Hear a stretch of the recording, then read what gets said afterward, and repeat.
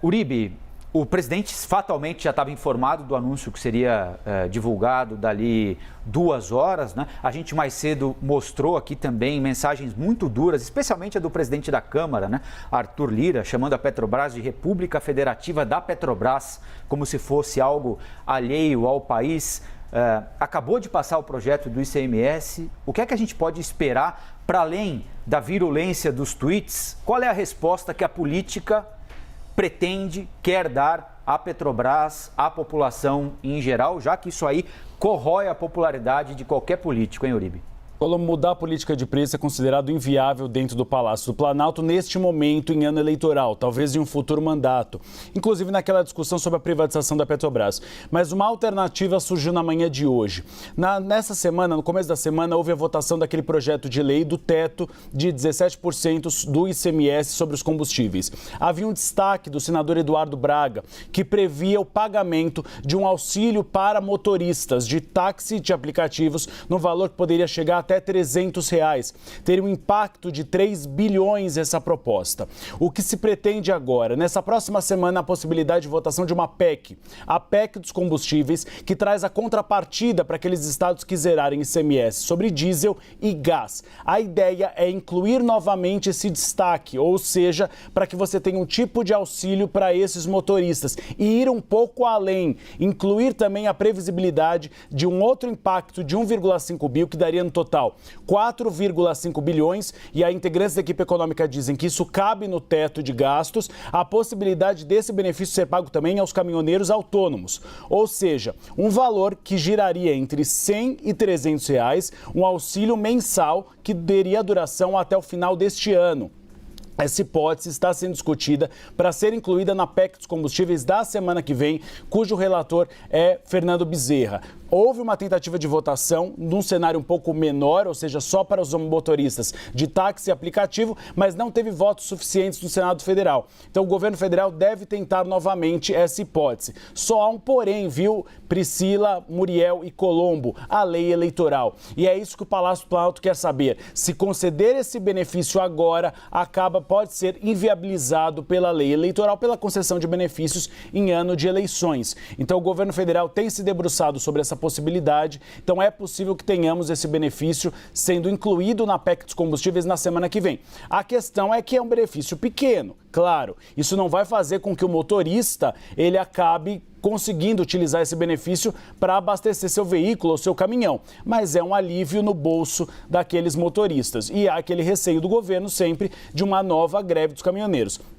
Como você disse, Colombo, em 2018 você teve até uma comemoração, mas pimenta nos olhos dos outros é refresco. E agora há uma grande preocupação do próprio presidente Jair Bolsonaro de um aumento do diesel. Teve uma conversa reservada do presidente com alguns auxiliares. A gente noticiou aqui na CNN Brasil que ele chegou a dizer que caso ele não ganhe as eleições, um dos motivos é o aumento dos combustíveis. Então o Palácio do Planalto está bastante preocupado e toda a base aliada no Congresso Nacional dos impactos nas eleições deste aumento. O aumento era esperado, como a gente falou, mas esse impacto, esse aumento como foi dado nesse percentual, não era nem esperado pelo Palácio do Planalto. Não é um aumento qualquer, a gente precisa reforçar isso, não é, Muriel? Sim. Priscila, Uribe, está aqui na nossa tarde, olha, a gasolina sobe mais de 5% e o diesel, minha gente, sobe mais de 14%, de R$ 4,91 para R$ 5,61, saindo da Petrobras para a distribuidora. Para o consumidor vai para quanto? Você lembrou agora? Para o consumidor sobe 63 centavos depois da mistura, em média de 7?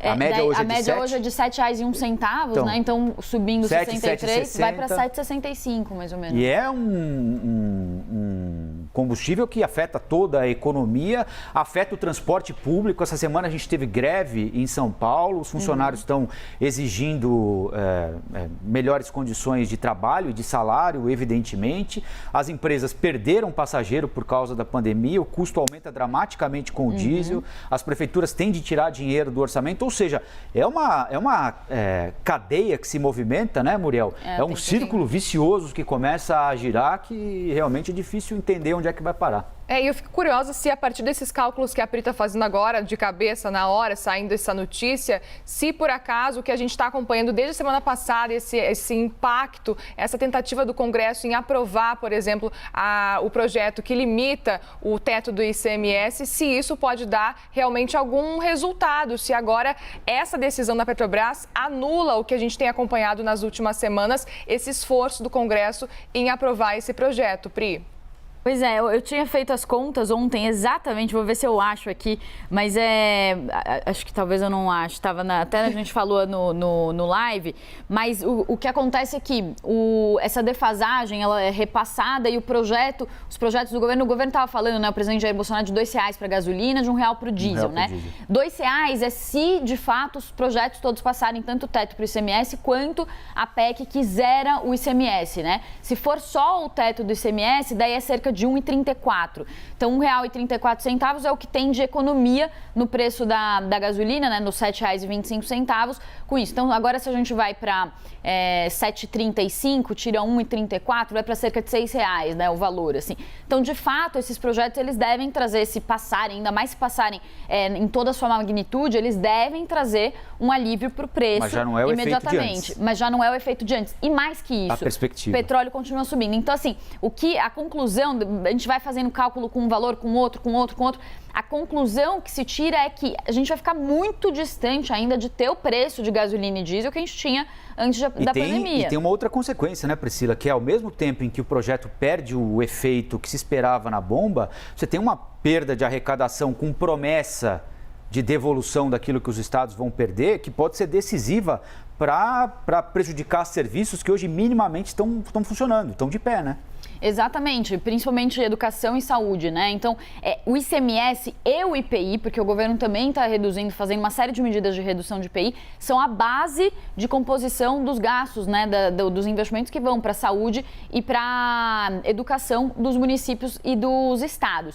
Então, conforme esses projetos vão passando e essa arrecadação ela vai sendo reduzida, isso também afeta a vinculação desses gastos que vai para a saúde e para a educação. Então, é por isso que a grande discussão do momento devemos fazer uma política e gastar dinheiro público para reduzir os preços de combustível para a população no geral, inclusive de gasolina, que afeta uma parcela que tem maior poder aquisitivo, em detrimento de usar esse dinheiro para a saúde e para a educação? É essa discussão que a gente está colocando nesse momento. E aí vocês vão perguntar, mas qual que é a solução, né? Então, o presidente, ele bateu muito em questão de lucro, né? É importante a gente esclarecer essa questão. O presidente falou, o lucro da Petrobras 6 vezes maior do que o lucro de outras petrolíferas. Aqui no Novo Dia a gente já trouxe uma comparação, mostrando que no primeiro trimestre não foi bem assim. Estava conversando agora com algumas pessoas do mercado, o que eles dizem? O lucro é um dado muito poluído.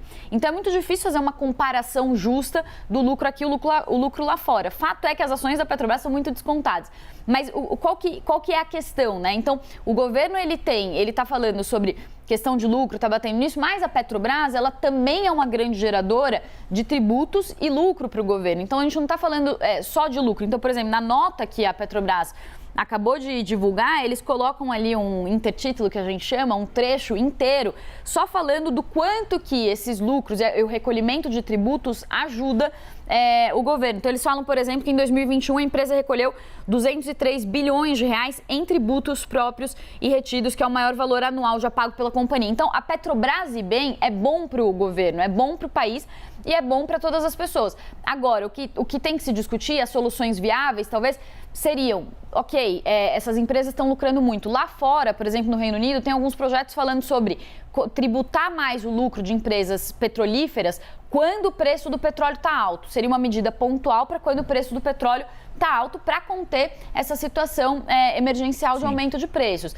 Então, são políticas mais focadas, né, e mais pontuais. O que o governo está fazendo é tentar fazer tudo muito às pressas, com reflexos ruins no médio e no longo prazo. E a tendência é que seja feito cada vez mais às pressas. Faltam 3 meses e meio para o primeiro turno das eleições. O presidente Jair Bolsonaro hoje é o segundo colocado, mas está a uma distância importante do primeiro colocado, o ex-presidente Lula. Uribe, Priscila, obrigado por enquanto. Nós estamos falando aqui sobre o reajuste dos combustíveis anunciado agora pela Petrobras. A Raquel Landim já tinha antecipado para a gente ontem essa possibilidade e está aí na nossa tarja. soja, o diesel sobe mais de 14%, de 4,91 da Petrobras para 5,61 para as distribuidoras, chegando a mais ou menos, pela conta que a gente fez aqui, 7,60 e alguma coisa. Na bomba, a gasolina subiu 5% e na média... Na média vai para cerca de 7,30, né? Porque a gente está falando de um valor de... 7,30. Não, está 7,25, subindo 15 centavos. 7,40. 7,40. 7,40 mais ou menos para o consumidor na bomba.